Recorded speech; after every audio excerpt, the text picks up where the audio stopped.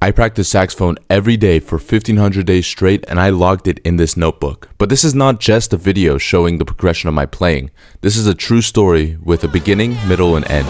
A crafted narrative that will showcase my journey's highs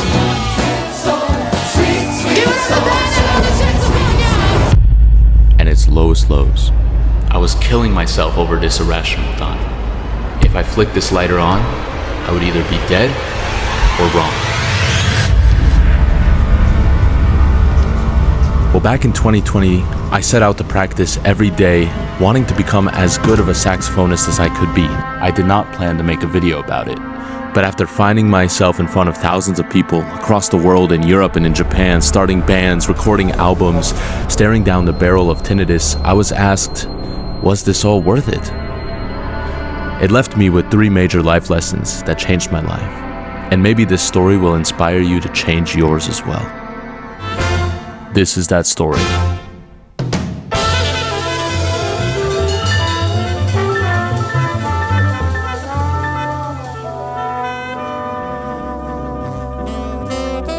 Hi, my name is Daniel, and back in 2020, I, like many others, was stuck in lockdown, insecure about myself and my future. But I knew 2 things: that I loved jazz saxophone, and that I was very fortunate to be in a high school with a very good music program. I therefore decided on December 25th, 2020 to set the New Year's resolution of practicing every day. I gave myself the following rule set. It only had to be 15 minutes minimum, it had to be focused, notated in my practice journal, and things like band rehearsals, lessons, and random noodling did not count. Things started out slow. The technique was foundationalizing. I was using techniques like triad pairs in all 12 keys, sight reading the Charlie Parker Omni book at 40 BPM, as well as transcribing solos that I really liked. After 100 days, I was given 1 of 2 solos in my jazz band's virtual concerts.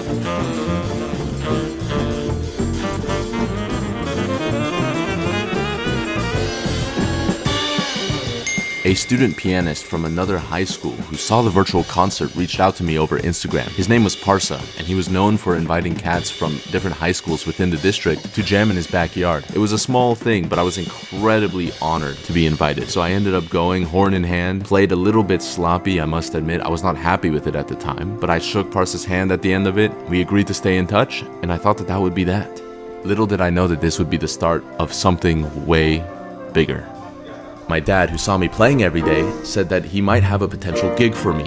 So I called up Parsa, and together we got a swing and bass player named Quinn and a college drummer named Diego. And we ended up rehearsing for our first time as a quartet in my living room. It was there when we were jamming over Autumn Leaves that for the first time that I compared it to my day 16, that I saw the kind of progress I made during this challenge.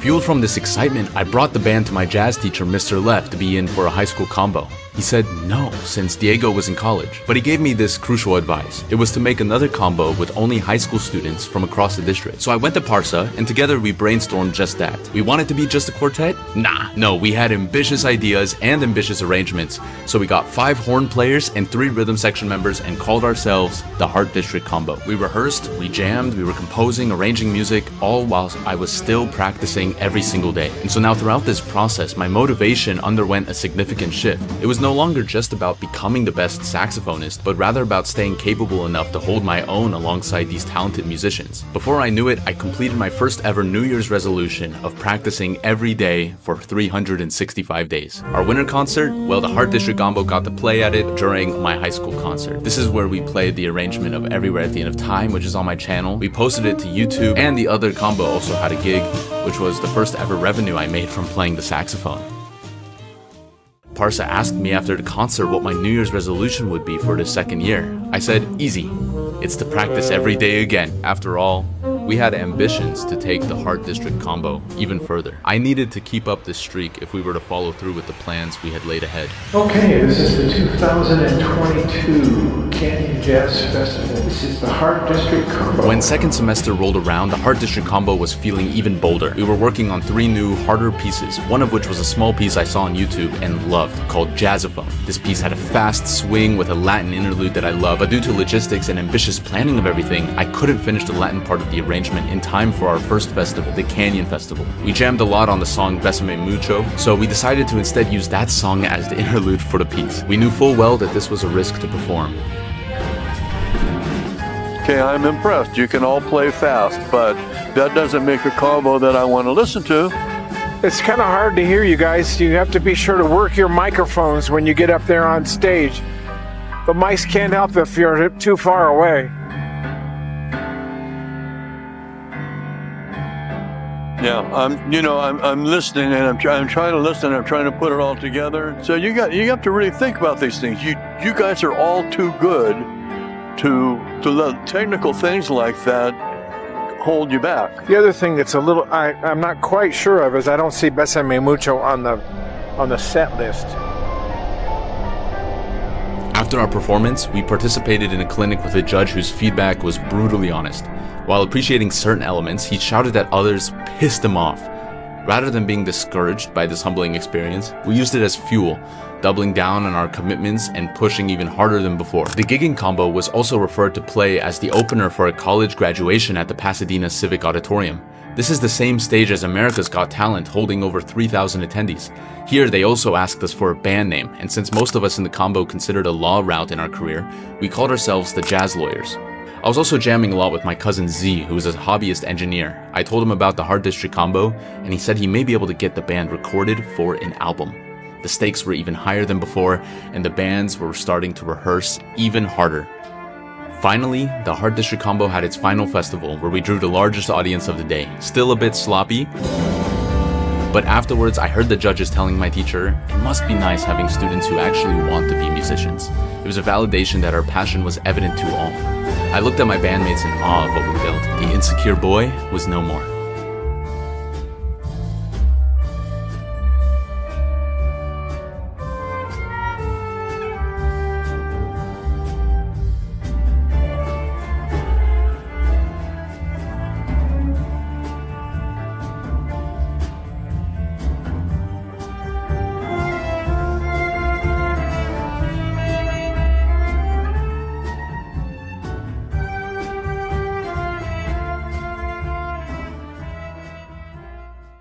And I realized something. This year's winner of the Louis Armstrong Award is Daniel Lobker. That although I hit the goal I initially set for myself to practice every day, it would have not been as fruitful if it wasn't for the people around me. When you set out to achieve something or drive up your personal agency, dig through to find the community around you that are aligned to your goals. That's about as important of a lesson itself. Because the world isn't perfect and progress isn't a straight path. But with the right group, you are all carrying each other up. Letting your efforts work towards a bigger goal, like the band with the Heart District combo, alleviates the burden of the personal sacrifice needed to stay committed. Hard work gets you halfway there, but camaraderie will carry you the other 50%.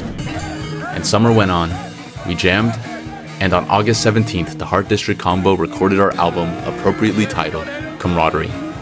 Little did I know, this journey at this point would only be the beginning of something way bigger. And something way scarier.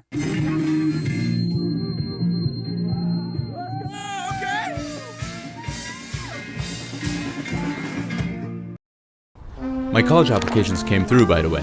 It was not so great, but I had 2 more options in Utrecht, Netherlands. A business school, which I was accepted, and conservatory, which maybe I could have done a double study. I had the conservatory audition over Zoom. Mark Schulten from the Metropole Orkest, who judged me, said, I just barely didn't make it, but if I was in Utrecht, I should reach out to him for lessons and he can prepare me to re-audition for next year. I said thank you and smiled. He said, most people aren't smiling after a rejection. Getting to know I could keep practicing and learning with a teacher gave me so much hope for the progression of my playing. I packed my bags and went to the Netherlands. So I'd finally landed in Utrecht, and honestly, it felt exactly like I dreamed. I was still riding that confidence wave from LA. After all, I built bands, played gigs, and basically created a whole music scene back home. Now, here I was in Utrecht, seeing my chance to really shape my future. I would constantly pass this large concert hall in the middle of the city, Tivoli Vredenburg. My ambitious side kept saying every time I passed it, I want to play here. College wasn't just a fresh start for me, and at this time around, I wanted to do everything right from the beginning. I was practicing with Mark, covering fundamentals, foundationalizing my rhythm and sound through very rigorous exercises. In my business school, I made some incredible friends, but through all of this, my sax still remained my heart and soul. Then came this major turning point, an email from my sax teacher, Mark Scholte. It turns out this big band in Utrecht, called the Utrecht Student Big Band, needed a tenor player, and he wanted me to audition. So I went for it, played my best, and just like that, I was in. And the opportunity really opened up a whole new world for me.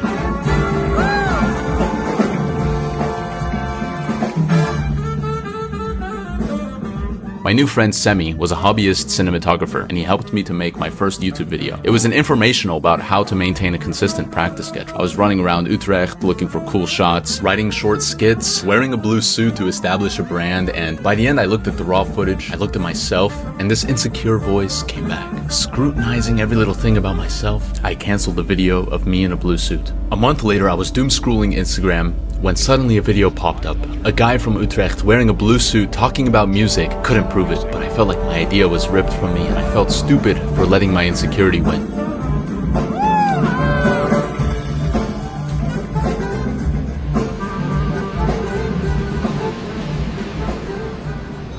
Winter break came and I was back home. First thing I did was organize this huge listening party for the Hard District combo, proudly showing off the Camaraderie album. And then naturally we started jamming.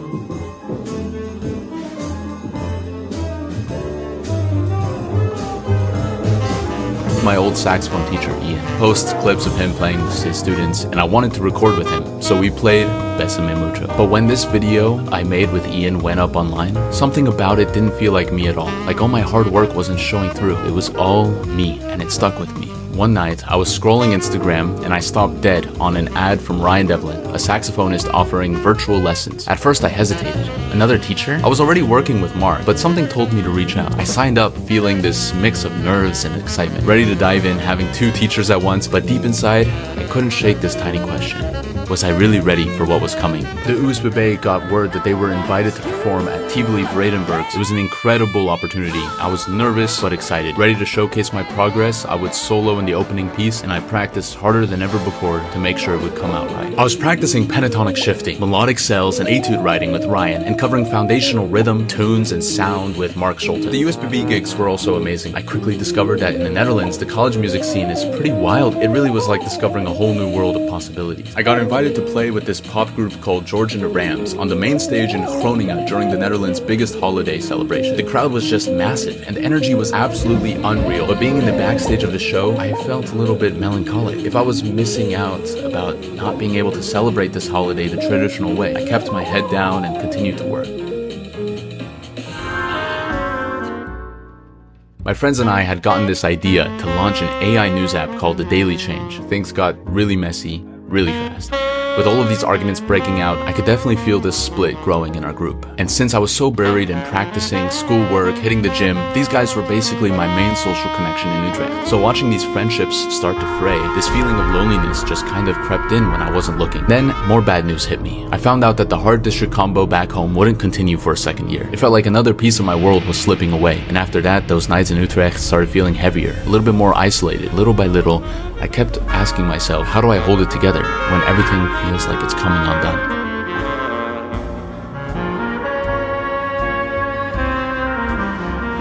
But I needed to keep working hard, because before I knew it, I was in Tivoli Vredenburg.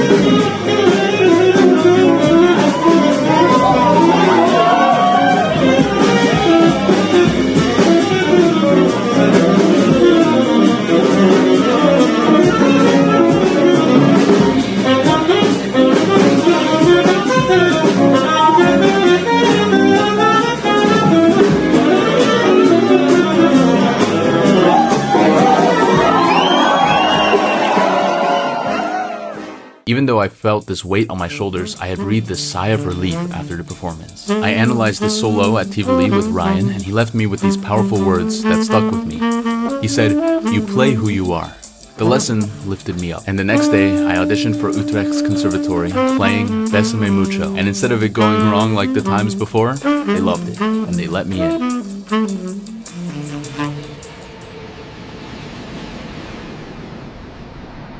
Back in LA, I got word that the jazz lawyers kept going. Trevor and Ben from the Heart District combo started being the new horn players. It was a big surprise. I got back in touch with the new jazz lawyers and started planning this summer album recording project, and it would be rooted this time in a more traditional jazz idiom. The jazz lawyers eventually landed on an album concept called Identity Fraud. We wrote, rehearsed, and performed our music at open mics. I contacted my jazz teacher if we could use the high school theater again to record the album. He said yes. Everything was looking up. Hurricane Hillary headed toward California. As luck would have it though, the metaphoric clouds would have turned real when a once-in-a-century hurricane was hitting the exact day that we were set to record Identity Fraud. We debated postponing, but because since my flight back to Utrecht was soon, recording this album was now or never.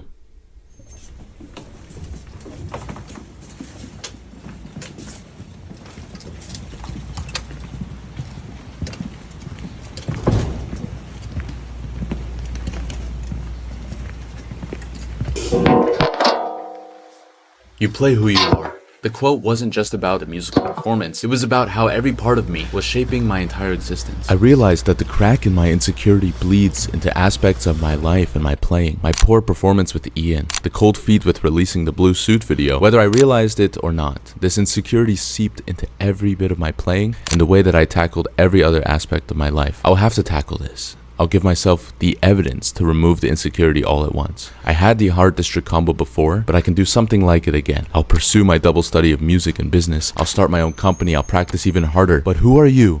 When the core of yourself is spread so thin, something has to break.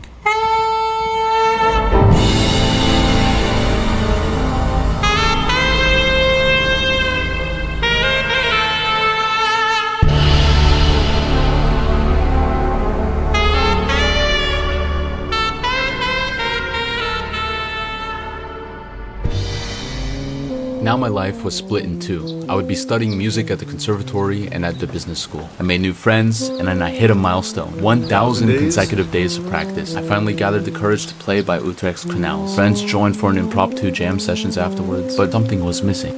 My days were wild. It would start with a 9 a.m. business lecture, then going to an 11:30 rhythm class, back to business school for 3 hours, straight to the conservatory rehearsals, yet I had to get those 15 minutes in of practice, no matter how packed my day was. When it all lined up, it felt like magic, like a house of cards standing tall. I had my eyes set on the exchange program in my business school. Essentially, 2 students out of a total selection of 600 would be allowed to go to Japan on an exchange semester. It was all about grades. I figured pushing my limits now would help me get there.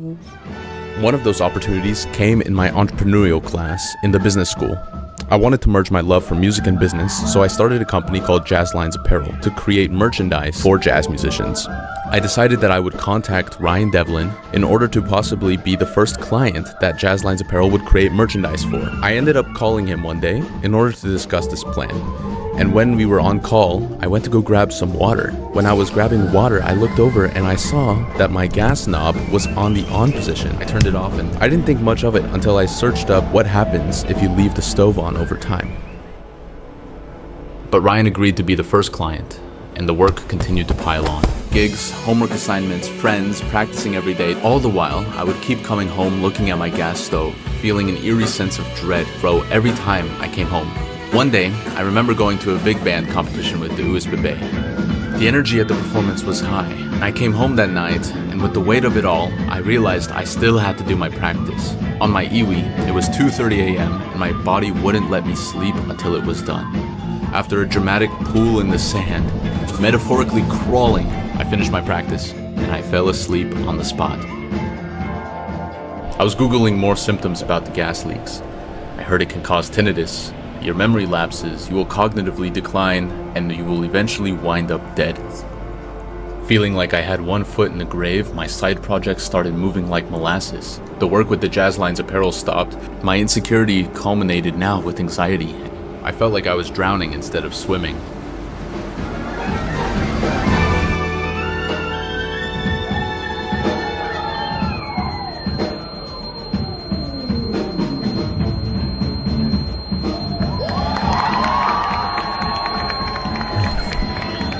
When I woke up, it was still the middle of the night, and I got out of bed, and I realized my new friend arrived. Tinnitus. I went to the pharmacy that morning. I grabbed some ear protection, but it was too late. The damage was done. I had a recording day with the conservatory. My playing was the worst I've heard it in a while.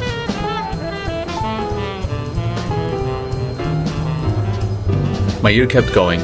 I was turning in assignments, and eventually around January, I found out I was given the 2 spots of my business school to study in Japan. I felt a brief sense of calm after this, but I still struggled to sleep every night, thinking that gas was leaking into my apartment. Dus ik ga het voor jullie spelen. Soul Serenade. It's heel simpel. Sweet, sweet soul. Here we go. Come on. I wanted to get out. I looked at my bank account. I looked for cash under my couch and knew that if I gave up everything, drained all of my finances to zeros, I could buy a flight and be back in America with my parents in less than 48 hours. But I got cold feet, kept showing up for gigs and playing to the best of my ability. I had this amazing opportunity to play with this soul gospel singer, and it was an electric concert.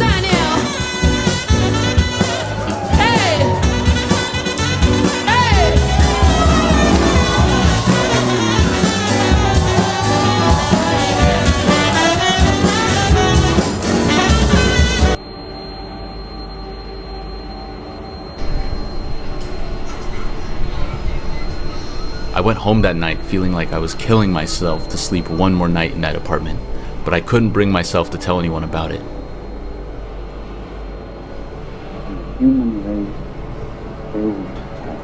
I couldn't take it anymore. I had to put the anxiety to the test. I was so sure that the gas meter was leaking, that I was dying. I was killing myself over this irrational thought. If I flicked this lighter on, I would either be dead or wrong. The powerful play goes on, and you may contribute a verse.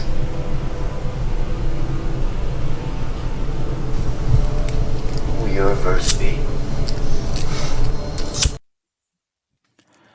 I was wrong. My final exams were coming. I passed all of the classes with flying colors, but I failed my ear training exam. I got barely enough credits to pass, and then I went home. No projects in sight.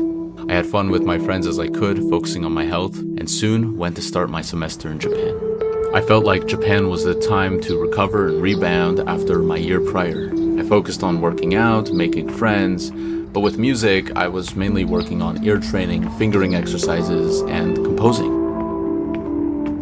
Japan forced me to slow down, to ask hard stuff.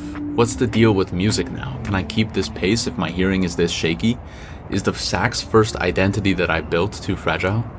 I explored, partied, and I put myself out there. But chasing fun felt a bit empty, like chasing smoke. I realized I needed a project, a real goal to anchor me. Without it, I was just drifting.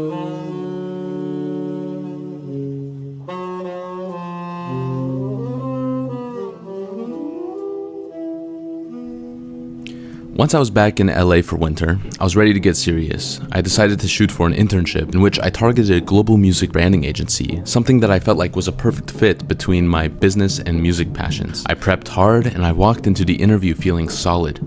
But then the email hit. I was rejected because they said I lacked motivation. After 1,400 days of practice, 2 degrees of startup tinnitus battles, I was floored. Mad as hell. That sting made me dig deeper. I had built everything on quantity, those 15 minutes a day, with 0 exceptions. It gave me discipline, but looking back, it also gave me burnout, tinnitus, sloppy applications, and now this. Maybe quantity isn't the only ingredient anymore. I tackled this problem now with a new solution. I started a business journal, not to track time, but to track outcomes. I started with SMART goals, consistently sending out 50 outreaches a day, and even at one point sending out over 650 emails in a week. And boom, I landed an internship. This experience was honestly the best thing that could have happened to me. And I found myself saying that a lot the last 1,500 days. During the past 1,500 days, everything changed. Where I lived, my friends, my teachers, even the reason I practiced, literally everything evolved. But one thing stayed consistent. I practiced every single day. That consistency gave me the strength to pull the changes in my favor. It saved me early on, but it didn't protect me from the burnout, the anxiety, or the tinnitus. It was the ticket that got me into the game, but it couldn't teach me how to play it. What I truly learned is that the real game isn't about streaks, it's about change. True growth only comes from iteration, and the only way to iterate is to reflect, to revise, and sometimes to burn the whole thing down and start over. That consistency was only the prerequisite. It was the strength I needed to survive the failures that finally forced me to evolve. One of those opportunities for challenge and growth was the making of this very video. The self-doubt, the fear of imperfection, it was still all there, but the lesson only held more true. You play who you are, but who you are is a complex machine where discipline is the engine, camaraderie is the crew, and iteration is the steering wheel. But you don't need to have perfected this to create something worth sharing. You just need to be honest enough to start and brave enough to keep going, especially when everything continues to change. So wherever you are, don't just build a streak, build a life that can sustain it and be prepared to play the changes.